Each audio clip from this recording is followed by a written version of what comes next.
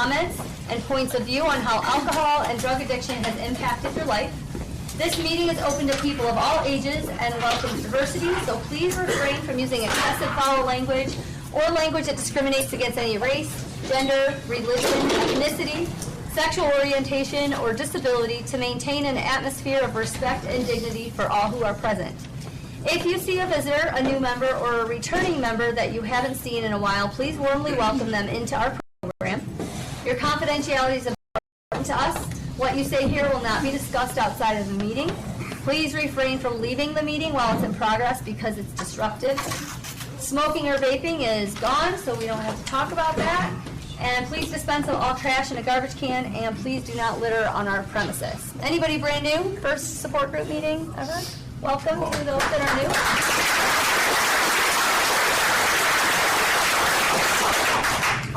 Who has our guidelines? I do. Guidelines for living a lifestyle of recovery. Number 1, recognizing that substance abuse ruins lives. 2, wanting to pursue positive alternatives to substance abuse such as their education, employment, quality relationships, and health and fitness. 3, using resources such as friends, family, teachers, and peers as a way to achieve and remain sober. Adding sports, art, or music to these resources will help us stay focused and motivated. 4, defining balance and working towards making it a part of everyday life. 5, building self-esteem and confidence through sobriety to combat negative feelings regarding oneself. 6, understanding that negative behaviors of isolation and self-pity lead to self-destruction. 7, lifting a person up is different than allowing them to continue their destructive lifestyles. Be there for yourself and be patient with your friends and family. 8, learning how to help without supporting the addict's behavior, providing assistance to the recovering individual that will improve their lives, not further their usage. 9, recognizing personal challenges and integrating them into our lifestyle as challenges to triumph over. 10, caring for our personal, emotional, physical, and spiritual individuality is the source we use for our sense of worth. Each person is truly magnificent.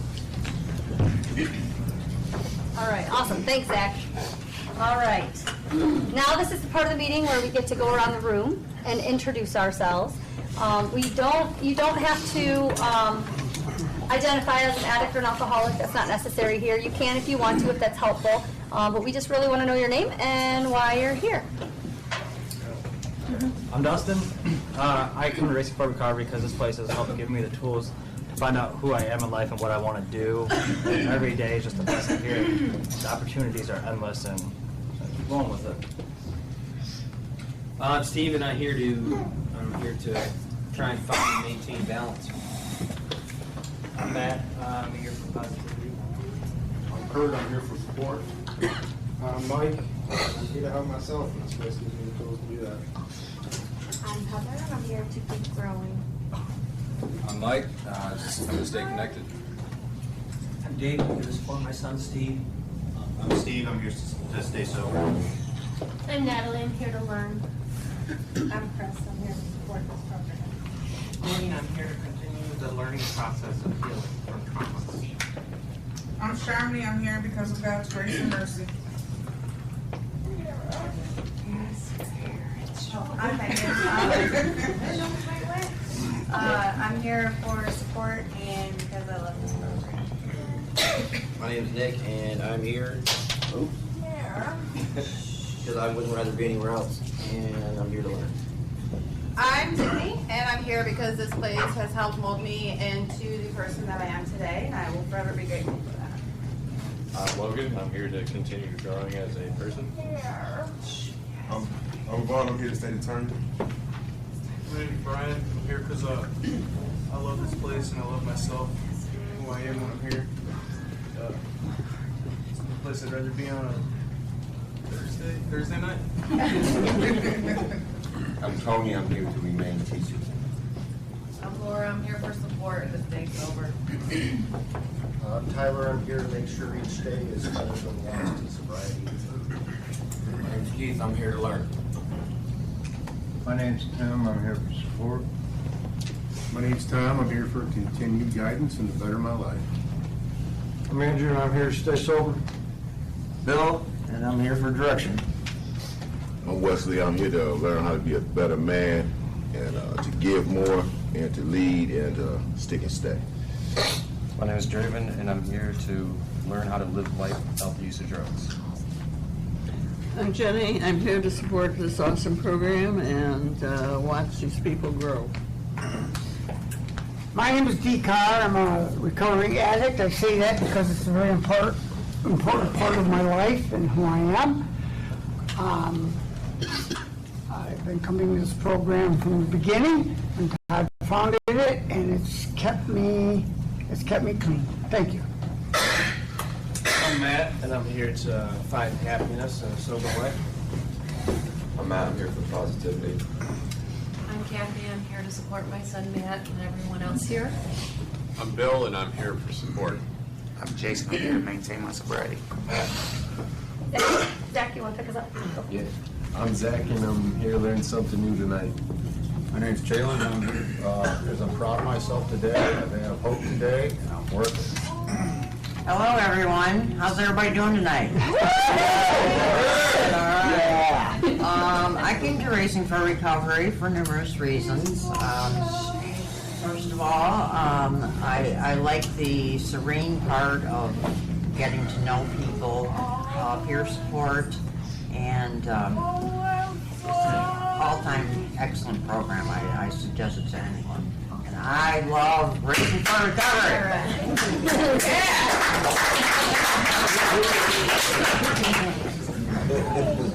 My name's Andrew. I'm here for continued learning. My name's Jeff.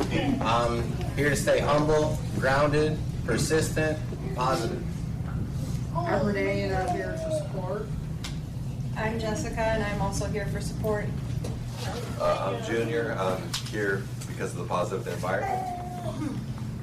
My name's Bob. I'm here to listen, learn, and apply. My name's Heather. That's Xander. We definitely come here because this is like our family. Like, oh my God. You guys are full of love, and it's just amazing. Like today we came early, and Draven, one of the newer people, definitely got acclimated to us. And Xander did a Jenga game the right way, like both this way and that way. Never did that before. I was like, if I hadn't cried so much in the meeting before, I probably would have cried now or IOP, because that's unbelievable. That's cool. Plus, he also got a haircut from Lorenzo, so thank you to the new people for making my life work. I love this place. You guys are our home, our second home, and our family. And for all the new recruits, man, you just have no idea what kind of love you're going to get if you just stick around and embrace it. It's awesome. Thank you. My name is Chad, and I'm here to better learn how to think out of logic instead of emotion. My name is Rick, and I'm here for a new way of life. My name is Christy, and I'm here because this is where I learned to love myself and life. I'm Justin, just happy to be here. I'm Beth. I'm here because it's the first time back in a long, long time. Adam, I'm here because I love this place. I'm Kevin. I'm here to become a better person. Rick, I'm here for support. Justin here to regain my focus. I'm Amy. I'm here to learn and to be inspired by all the wonderful stories. I'm Amy. I'm here to focus on me and for direction. I'm Chris. I'm here because this has helped keep me sober, and I'll keep doing it. I'm Brandon. I'm here because this is when I learned to enjoy sobriety. Josh, I'm here to listen. I'm Chris, and I'm here because this is where I want to be. I'm Ryan. I'm here to change my life and be a better man for me and my kids. I'm Dakota. I'm here to better my life and better my body.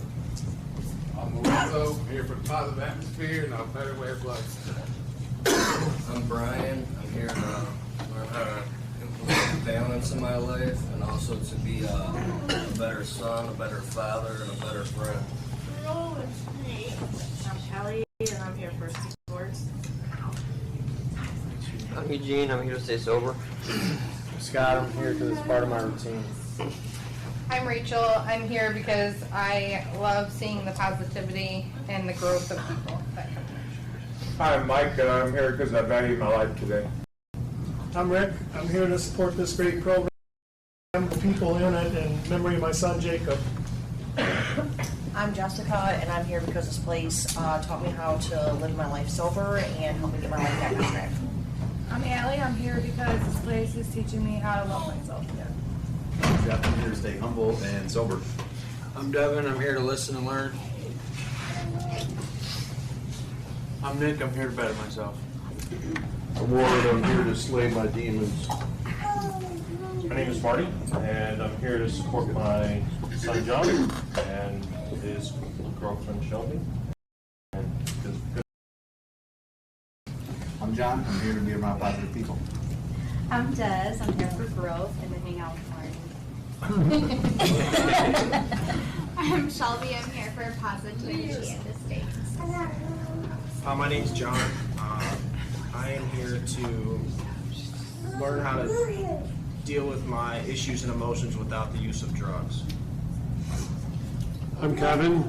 I hope and pray that my son will be here one day. Been a couple months since I've been here. Mom got cancer, went downhill real quick and passed away. So been busy at home, so glad to be back though. Glad you're here. My name is Josh. I'm here to stay focused. I'm Kelsey. I'm here to keep an open mind. David, I'm here to give and get support. I'm Diana. I'm excited to get to know every one of you, and I'm here to support. I'm Greg. The things I hear and learn here help me to keep a positive connection with my grandson. And I'm Tim. I'm here to support my son Tanner, and I think this is a wonderful program. Hi, my name is Haley, and I'm also here to support my son Tanner and to keep learning ways to stay positive at home and bring things that we learned here back home. I'm Tanner. I'm here because I like this place, and I keep learning how to love myself. And you know, every time I come home, I bring home something new, and so it keeps adding up. Very cool. Hi, I'm Tyler. I'm here to be healthy, both mentally and physically, and here to give and get support. Hi, my name is Ben. Sober. Antonio, here to listen. Lori, first time, came to check it out. Welcome. Here to learn. Justin, I'm here to stay on track. Kevin, I'm here for positivity and all you great people.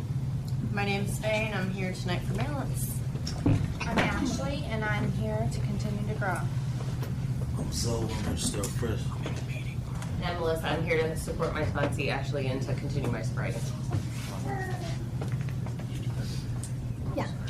My name is Levi, and I am here to keep improving my life, and I take extreme pride in what we all do here, and I'm proud of everybody in here as well. Did I miss anybody? Sometimes do that. I'm Emily, and I've been coming to these meetings since I was 10 months sober, and this is where I learned how to, like many of you said, love myself again, and that's my only wish really, is to show my kids what self-love looks like, so that way they don't make a choice to abuse alcohol or drugs the way I did. So that's why I'm here. I know who has the answer, so would you read your poem, please? Sure. Running from the misery, trying to escape the pain. As I approach the light of hope that lies before me, each step overwhelms me, every breath sears my throat. I ache, my body rebels against me. My memories torment me. Agony has become my closest companion. My demons mock me as I dangle helplessly above the abyss of alcohol or drug abuse. Their voices all sound the same, criticizing, accusing, blaming me for what has happened. They don't understand, they don't care who I am. I'm a human being full of thoughts and feelings. I'm worth saving to show me the way. At last, I reach. There stands the answer. Open arms, understanding smiles, looks of trust. And so it begins, racing for recovery. Thank you, sir. I appreciate that. So I have just really one announcement. I was hoping you would stand up. Would you stand up, Diana? So Diana, I'm going to introduce Diana. She is one of our new case managers. So I'm very excited to get to work with her, get to know her. And it feels weird because usually Todd would be doing this, so I'm doing my best job. So hopefully Todd, you're happy with how I did that. But Perfect. she's amazing, and I can't wait for all of us to get to share her life. Very excited to get to know every one of you, so. Thank you and welcome. Okay, so yeah.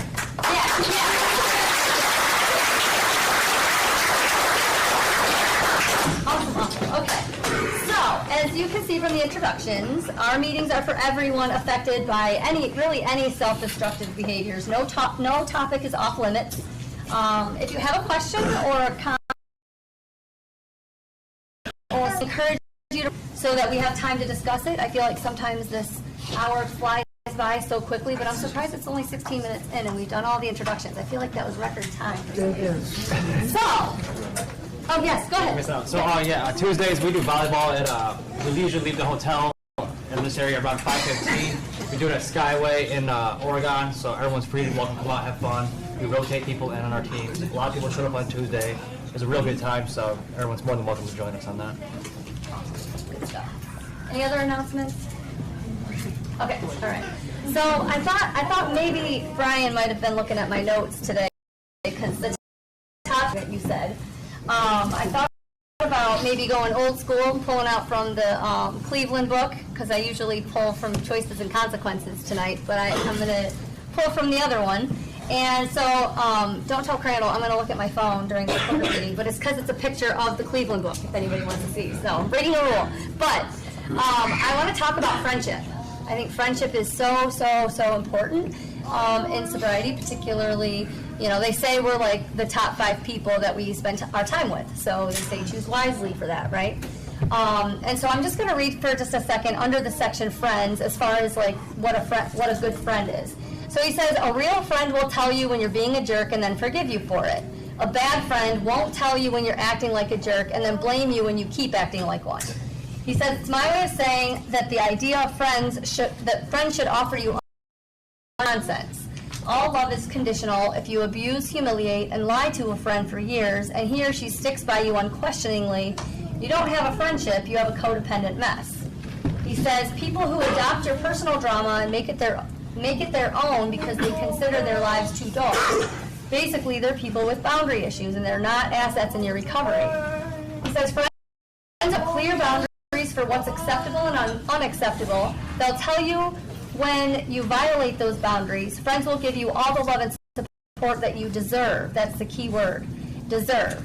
If you at least show that you're trying to be a good person, live up to your responsibilities, or most importantly, get off drugs or booze, they will be there to the end.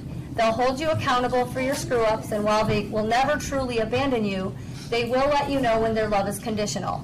If you can't love yourself, neither can they.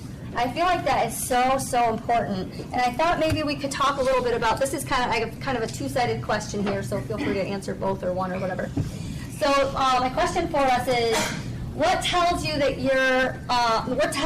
a person in your life is a good friend, and how are you being a good friend to others in your sobriety?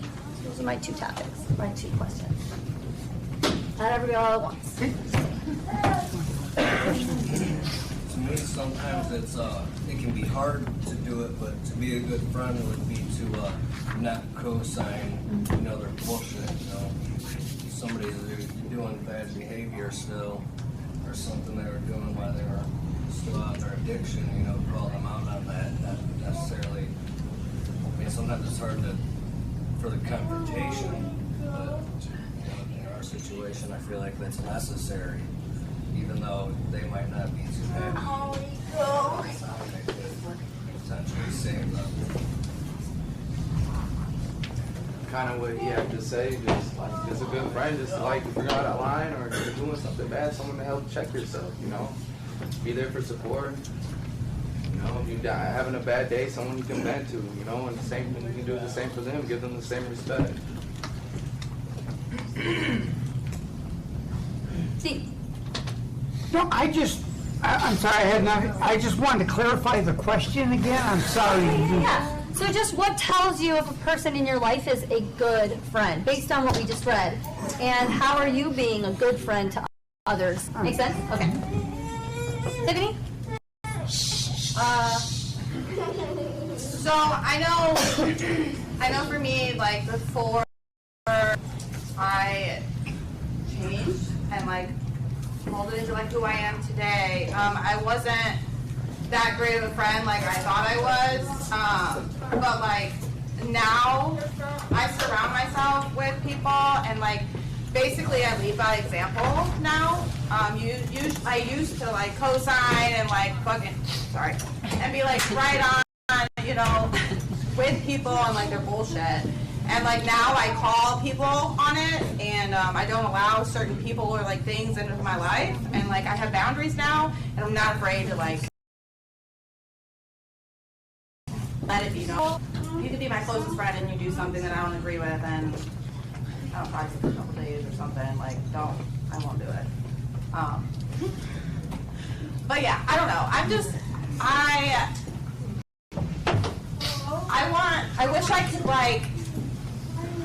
wish I could give what I have now to people, especially like the loving yourself part, because I used to like all the wrong people, and I used to like do some dumb ass shit to get love from people. But now that I do love myself, like I don't do that anymore. So I just wish I could give that away to some people, because I feel like if you love yourself, like you should appreciate yourself and value yourself more. I don't even know what I'm talking about. There we go. That was so good. That was so good.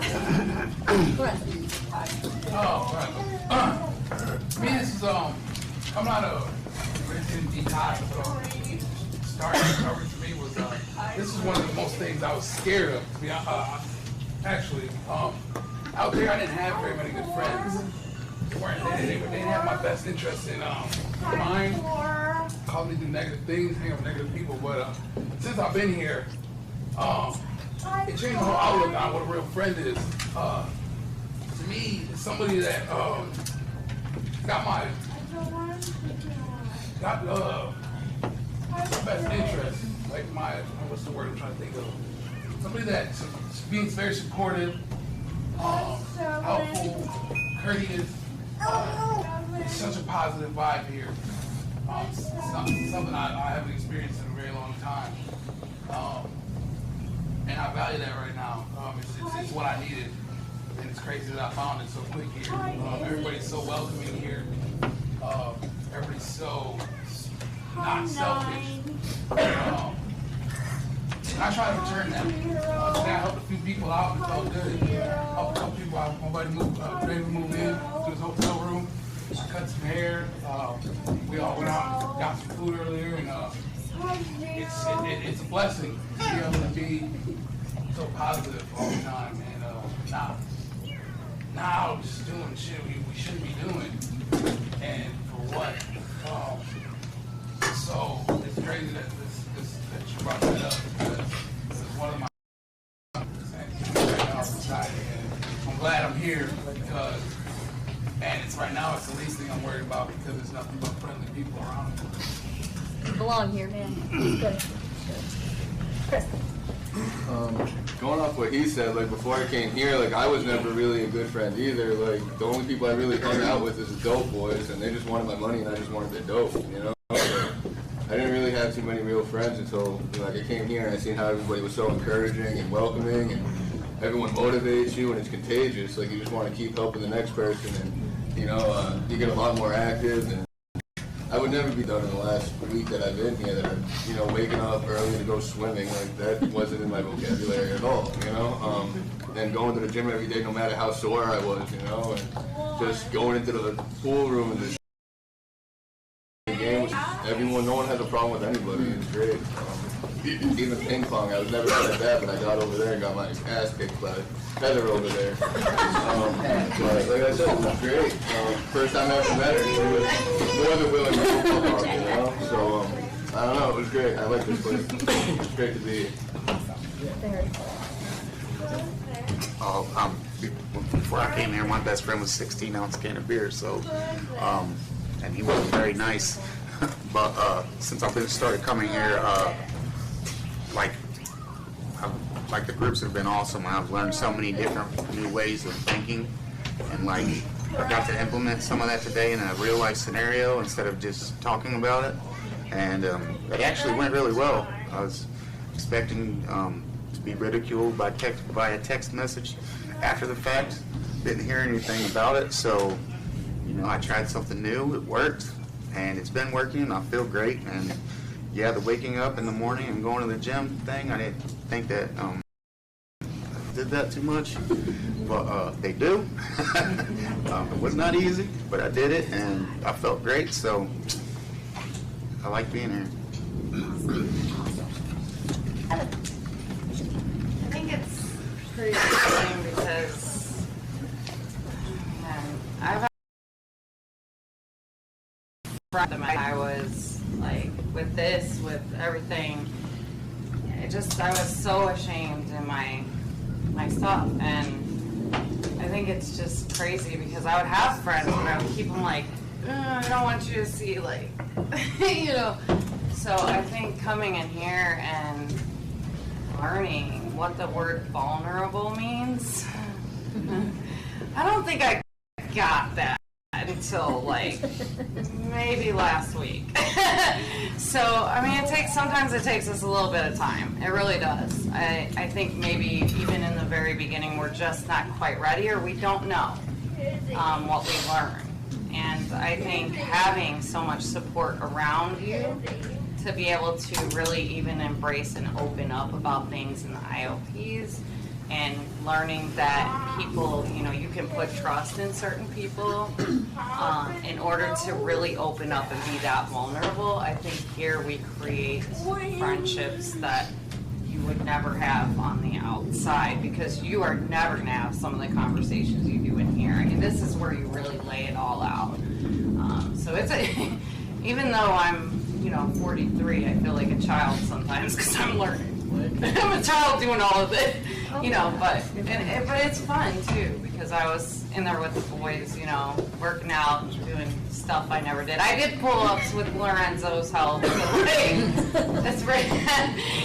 We've teased and joked around, but seriously, after opening up about your biggest trauma and realizing what that is in an IOP, and then going in there to work out with the boys and laugh and crack up, like, that's huge, and have that support. It's like Todd had a good idea. It was kind of good. He might be a little smart, but yes, if you embrace this whole process, it's amazing. I just am so thankful that in 3 months in, how different my life has become and how much support we have and love that we have. And I'm still figuring it out. When I don't know what to do, just go to racing. There's a lot of love here. So I appreciate every single one of you guys. I love you so much. It's bettered our lives, both of us. So we really do appreciate it. Gratitude, man. That's all I got to say. So Heather, I have a secret. I have a secret for everyone. We're always figuring it out. We don't graduate from this stuff. Absolutely. Good stuff. Jeff. A good friend is going to tell you the bullshit you don't want to hear. A good friend is going to tell you the stuff that's hard for you to hear, but that you need to hear. A good friend is going to support you in endeavors that might separate you from them, and might take you away from the circle that you're currently in, but they know is good for your life. A bad friend is going to enable you. A bad friend is going to try and stop you from doing things that are positive in your life, and to take you away from the circle that you're in, keep you in that bucket of crabs. And a bad friend is just going to be a corrosive part of your life until you remove them, because they're not going to remove you. They're not going to remove themselves. And when it comes to me, for example, being a good friend to other people, that starts with just following through with your word.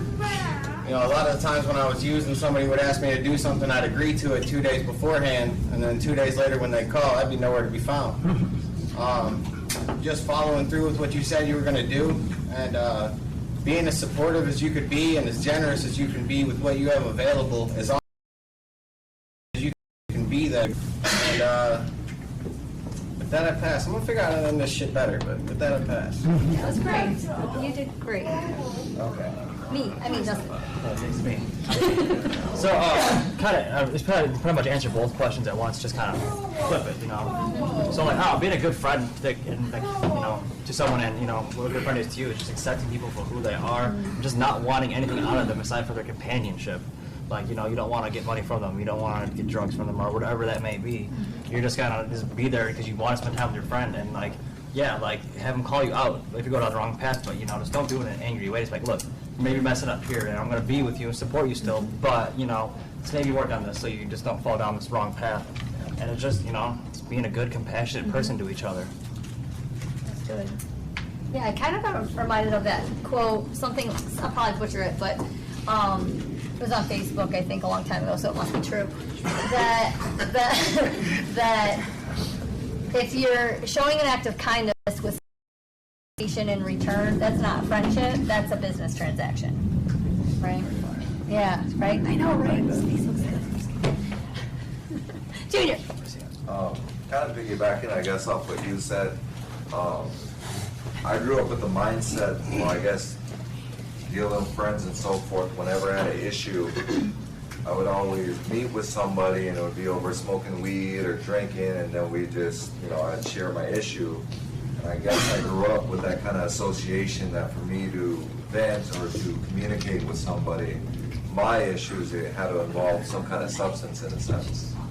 Oh man. And as I got clean, and like it was mentioned earlier, being vulnerable, you know, that was a big step. I mentioned a while back, like some of the first times I cried in years were around IOP groups with people that are in here now, as well as in Thursday night meetings. I guess what I realized over time is that with this program, I was able to share some intimate stuff about my personal life with peers and everybody else. And I guess the reality, what I was always feeling was, for me to share, I had to give. You know, for me to vent, I had to give. You know, once again, going back to if it was getting high or buying beer or whatever. But the first time I seen true compassion, true friendship, and understanding was when I was able to get stuff off of my chest, and instead of my peers and or anybody else looking for something in return, they actually gave me something. So it was a very odd concept that I'm projecting this, but then I'm getting something positive back. And that started over the last year, helping mold me in regards to what I should look at as in being a friend. And I'm not a perfect friend. I'm very secluded. I'm very isolated at times, and not in a bad way, but it's just one of those barriers that's taking a little longer for me to let down and let people in. But I have a very good understanding, you know, of what's offered. You know, I used to use a lot of monetary things to gain friendships, relationships. I value this, that, and the other. But now I realize the most valuable thing we have is time.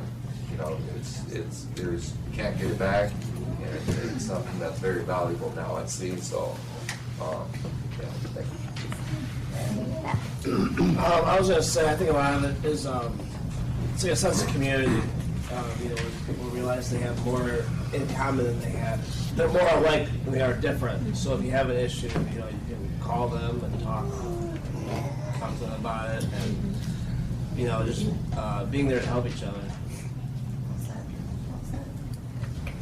Shelby? Good evening, everybody. This is a little off topic, but I think it's share-worthy. Last week when I was here, I was a little distraught and upset because I shared that my caseworker had informed me that they were going to do permanent custody towards my mother, and you know, I kind of felt like giving up, and I was a little discouraged, and I thought about getting high, but I didn't. I kept coming to IOP. I shared about it at the meeting, and just kept doing the next right thing. And I think it was, well, I know it was because of that. I went to the hearing today, and I was granted an extension. So they're not doing custody. And if I would have got high, I wouldn't have went to court, and I wouldn't have been able to get this chance to be reunited with my kids, so that's big to me. As far as the friend thing, I feel like I'm a good friend today because I don't want nothing from the people that I hang around with, you know? I'm not in it for selfish reasons. And as far as who I choose to be around, you show so many videos in IOP, I don't remember which one it was, but it stuck out to me. He said, the vampire, what am I saying? Energy vampires. When you spend 5 minutes with one person, they'll either make you feel better, make you feel worse, or neutral. So I try to use that as who's worthy of my time today. Thanks for listening. Very share-worthy. I'm glad you shared that. Yeah, Ward. Just a little off subject. For me, money and everything. It's still something I have trouble with from all the years that I was so solitary for like 15 years, you know. It's hard for me working on myself to try to have a bunch of friends and friendship because I really don't have that much energy. But my family member came around, she didn't know I was even here today. Okay? She's got a terrible problem. So we were driving by the dumpster on the back of the motel, and I noticed it was her. I said, "Hey, Bobby Joe." And she was with Dwayne, the guy that always drives her around. So I go in there, and I'm going to talk good to her and say, you know, how are you doing? I want you to get in the program. But she's sitting there loading her crack pipe up with a big-ass rock. And I stood there for about a minute, and I gave him my number and said to call me. And I kind of felt like I let her down a little bit, that I should have said a little bit more. She was like, "Can I come out and take a shower? I know you got a room here." She didn't have any idea about this place. And I told her, "No, I'm out there. I got no shoes on. I'm in my socks with shorts on and my winter coat." I had to tell her no. I said, "No, you can't come up and take a shower." You know, and I got my stuff. I was like, what could I have said? No, she's got stuff all over her face. She used to be really pretty, and she smokes crack 24/7. And I just had 2 people die, and I'm thinking, well, here's going to be the next one right here. You know, and I just felt like maybe I should have said more, or not that she would have listened to me anyway, but I kind of wanted to tell her to get the fuck out of there, honestly, you know. But it was just scary. It was like God was testing me right then. You know, she offered me some, and I didn't even want it. I seen it, but it didn't impress me. My heart didn't beat fast. I didn't have an urge for it or anything. So thank God for that. But I don't know. I just felt like I could have been a better friend. Maybe I'll try to get a hold of her and I'll give her you guys' number because she's in a downward spiral. Her mom just got murdered like beginning of last year, which was my aunt. I've had 2 people die in the last couple months, and I hope that she's going to be all right. And as far as friendship, you guys are all great. But for me, right now, it's kind of hard to make friends while I'm so focused on myself and my family. But I'm working on it, and that's all I have to share. I'm glad you shared that, Ward. So I know this is not like an IOP session or whatever, but I'm compelled to like take what you said and kind of maybe just shift it so that way if anybody else can maybe get something out of it, I feel compelled to do that. So can I challenge you a little bit? Yeah, okay. go ahead. So people know that when I ask that, they don't really have a choice. So no, I'm kidding. I truly believe that with your actions, she heard everything she needed to hear because you demonstrated that, I mean, that's a lot of loss to go through what you just shared, and you're moving through that without numbing it. And you're walking away and protecting your sobriety, and that is like speaks louder than any words that you could say. I did say, when are you going to quit this shit? That's beautiful. I did say that. So I think by your actions and you demonstrating self-love and demonstrating that you are worthy of a healthy, sober life, that just beyond words, like that's what she needed to see, and you probably like planted a seed with what you did instead of anything that you could have said. So for what it's worth, I hope that maybe that can help with Actions speak louder than words. Right. Because like what you described too is you're setting boundaries, and that's I feel like that's extremely I important. didn't hang around long. Yeah, but still, you said no, and that was important. Setting boundaries with anyone in your friend group is really good because you know when to say no to them when you don't feel comfortable doing something like that, and then by putting those boundaries up, you can't be taken advantage of, and I feel like that's really important. You know, you need that boundaries with your friends, otherwise you take away from yourself. I feel like. Sure. Junior, For the gentleman that just shared, as well as Sharmony, I'm proud of both of you guys. Yeah. Like, that's big to share that. I know with Sharmony, her kids are proud of her.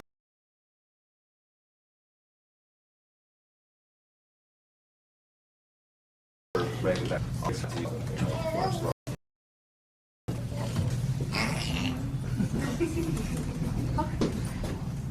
well, I wanted to like kind of I thought this was really cool the way he worded that. I always thought about this when it comes to this concept of like what we deserve. Like we deserve the treatment we get if we are a bad friend, for instance, right? I mean, the whole aspect of like love being conditional. We get what we deserve.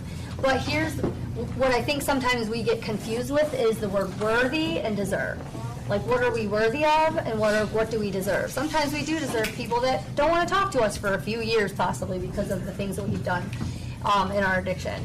And so being deserving is not the same thing as being worthy, because we are absolutely worthy of being loved and to feel like we belong and are a part of something. But we're also worthy of putting the effort into deserving better treatment from others.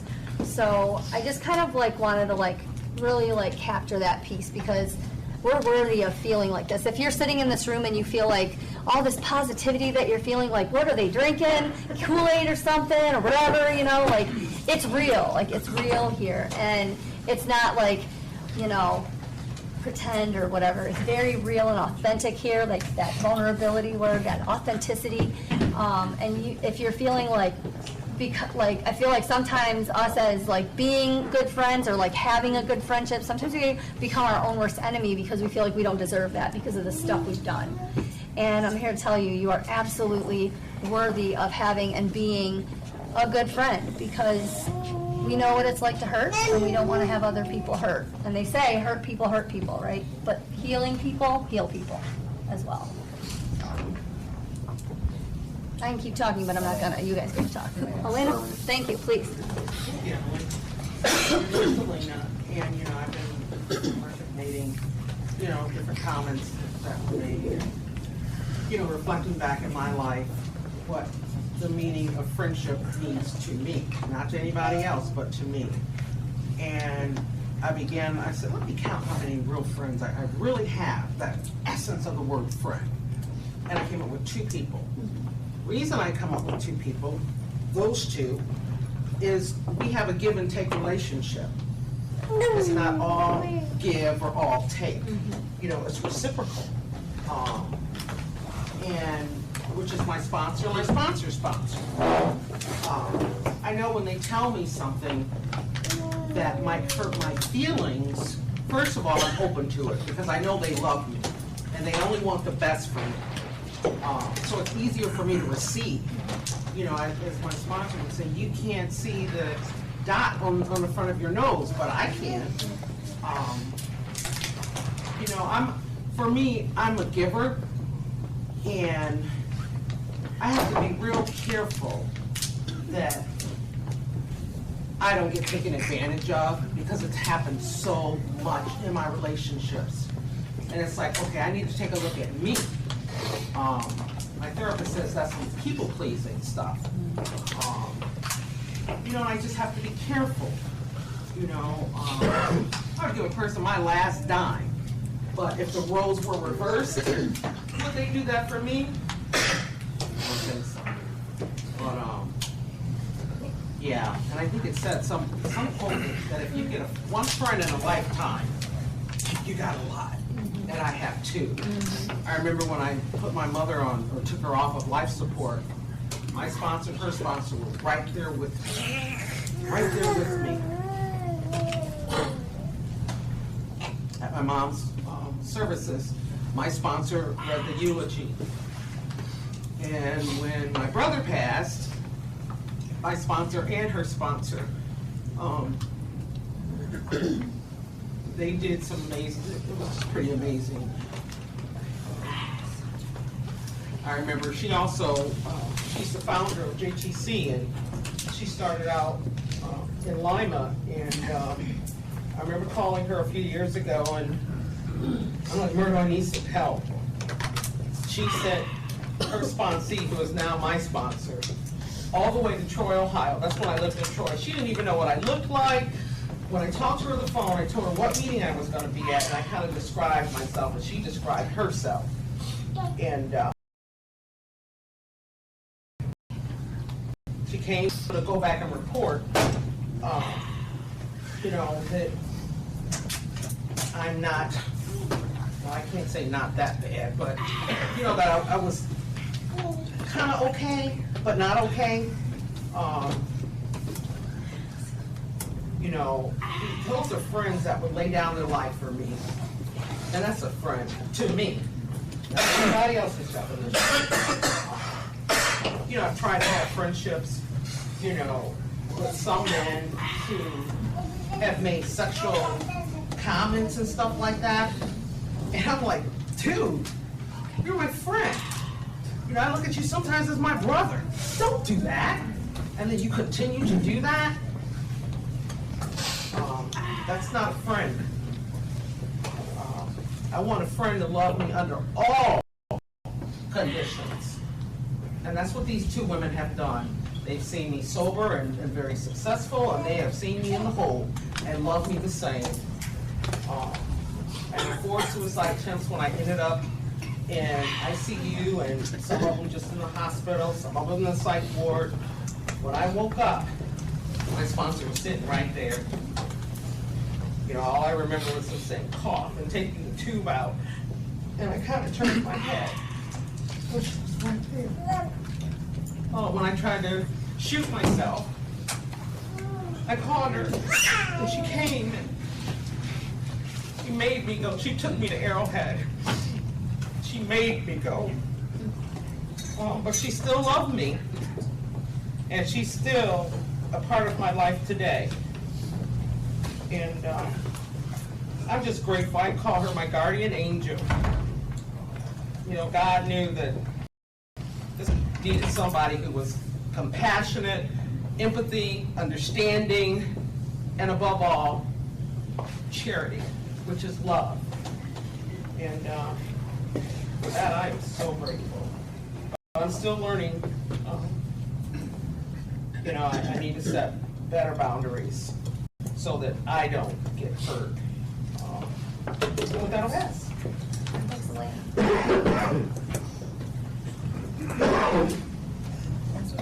Real quick, I was just sitting here Googling. It's crazy because when I was out there in the streets, I was never alone, but I was always alone. I feel like this was, well, then I got people, do whatever. I got up at 7:30 this morning. I spent until 8:40, about 8:15, getting ready, eating, whatever, and left my hotel room. I didn't go back until 2 o'clock to take a shower. And I was there for about a half hour. I went up 12 hours, hour and 15 minutes. It's the only time I spent alone. Other than that, the whole other 11 hours, I was actually busy and the whole time working out, playing pool, pantry, helping others. I've been consistently busy this whole day. It was all positive. Like, to me, that's a lot. It's a big deal to me. And it's just crazy how much is here to offer. And I think everybody should really take advantage. And I feel like everybody does.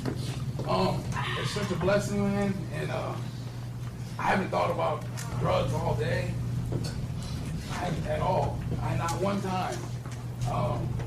And for me, the craving was the hardest thing to get over, and it's just crazy how I just keep myself so busy. I got a phone call before I came in to eat, and I tried a little bit there. It was actually all right, better than I thought.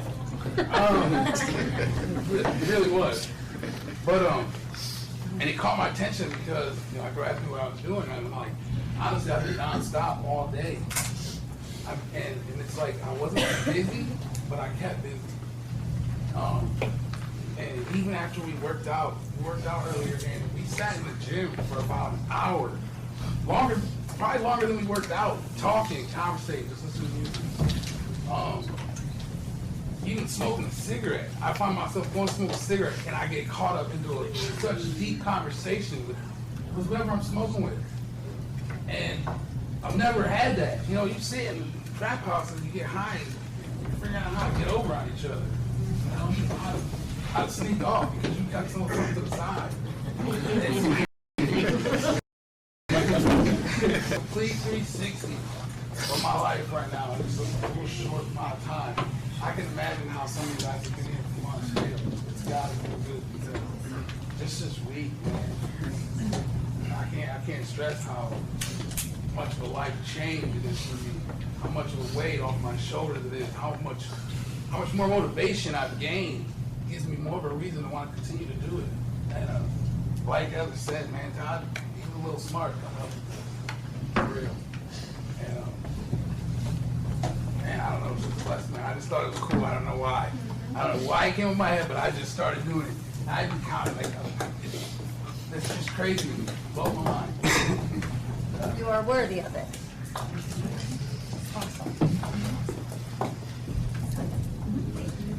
I'm on next? Yep. Oh, okay.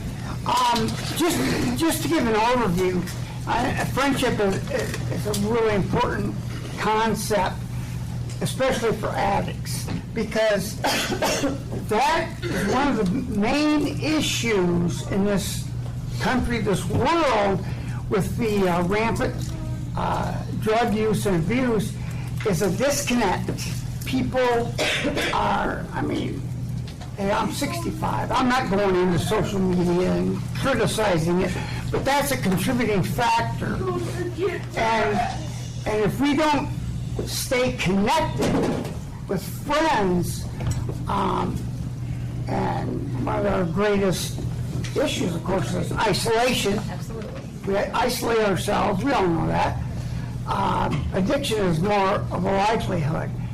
And so, you're talking about kinds of friendship, the requirements of friendship, and I understand that, but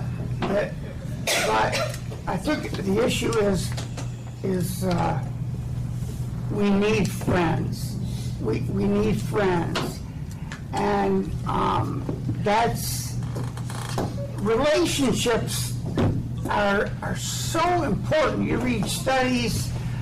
I read a lot. I read studies on issues such as that about addiction, and there has to be relationships if we're going to function as a society. And I don't know your conditions. What's conditional love, unconditional love? That's for you to decide. I look at it a little differently than the way Todd puts it, but that's either here or there. But my only point, I guess, is I'm going nowhere other than to say that how important it is and how important all of us have to make sure we have friends so that we are connected, and we have people to talk to, we have people to help us, and people we can help to make us more important, to make us not more important, but more valuable. That's all.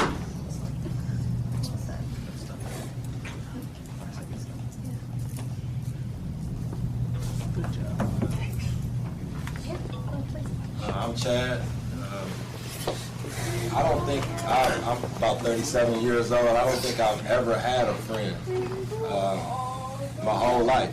Not my definition of it. I think that I've been the best man that I could be to everybody that I've encountered, until they prove untrustworthy of my respect, or my love, or my loyalty. And I think, and that comes from, that made me develop a core belief, you know what I mean, through my history of being lied to and deceived and things like that. It made me believe that I can't trust nobody, you know, and I know that that's not accurate, that's not true. There are good people out here.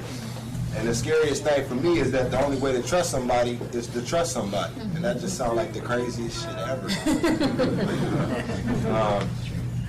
But yeah, like when I was 13, my mother used to, you know, she was a good mother. You know, she did what she could. She worked hard, and she used to tell me she loved me all the time. But she left me when I was 13. You know, and I had to sleep outside, and I went from sleeping outside to a drug house the very next day. So in my mind, anybody who tells me that they love me is like a red flag, like bump, bump, bump. No, don't say that because it's coming. So, but at the same time, I find myself self-sabotaging future relationships due to the fact that it's like a time clock that starts when I meet you. How long is it going to take for you to lie to me, deceive me, or just leave like my mother did? You know what I mean? But it seems like nothing lasts in my eyes. And I feel like I've always missed out on what everybody else had. You know, I never had nobody call me up, hey man, let's go to the ball game. Hey man, let's go here, let's do that. You know, and if somebody called me and they wanted to do something, it was not productive. It was not productive, and we was gonna get into some trouble, some serious trouble. You know, after spending 12 years in prison, you know, your head had to be on the swivel, and there was no such thing as letting your guard down. Introducing yourself was not formal. You know what I mean? So it's crazy when you try to step into a new way of living and a new way of life, and you see all this positivity, you know what I mean, and all this love and stuff. And it's like, what's wrong with everybody?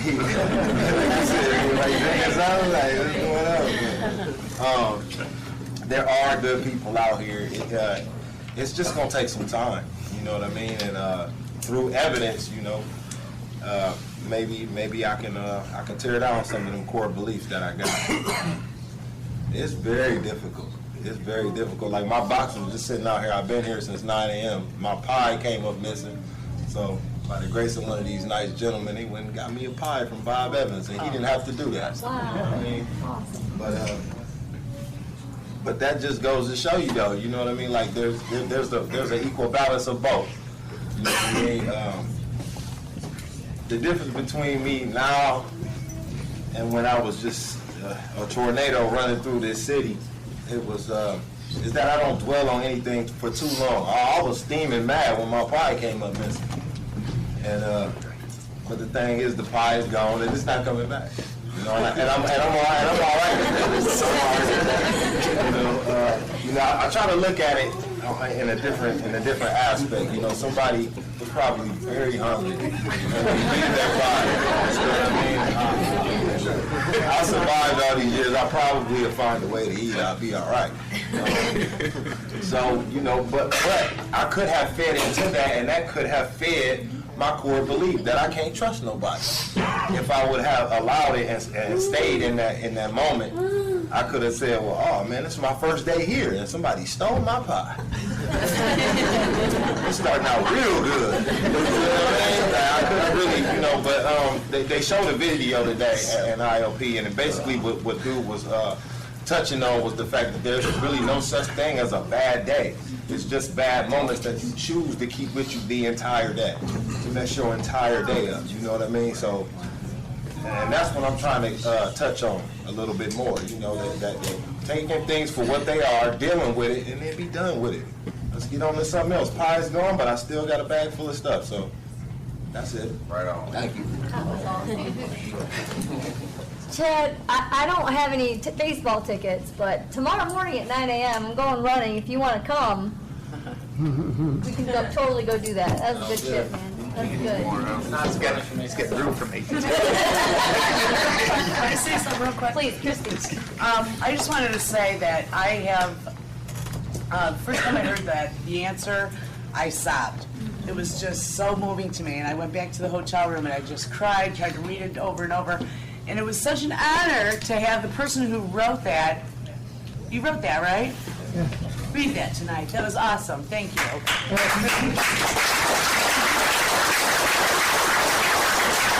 You know, I tell my therapist this, once in a while I get an ovation.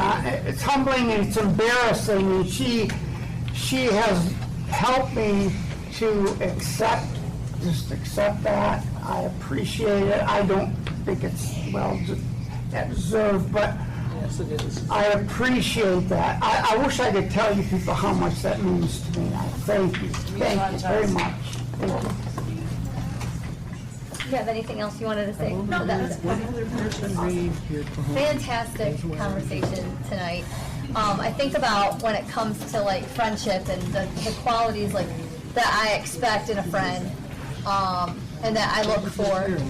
I think about, am I being that for myself first? Who has our closing goal? Autobiography in 5 short chapters. I did not write this. I walk down the street, there's a deep hole in the sidewalk. I follow it, and I'm lost. It takes forever to find a way out. I walk down the same street, there's a deep hole in the sidewalk. I pretend I don't see it. I fall in again. I can't believe I'm in the same place. But it isn't my fault. It takes a long time to get out. I walk down the same street, there's a deep hole in the sidewalk. I see it is there. I still fall in. It's a habit.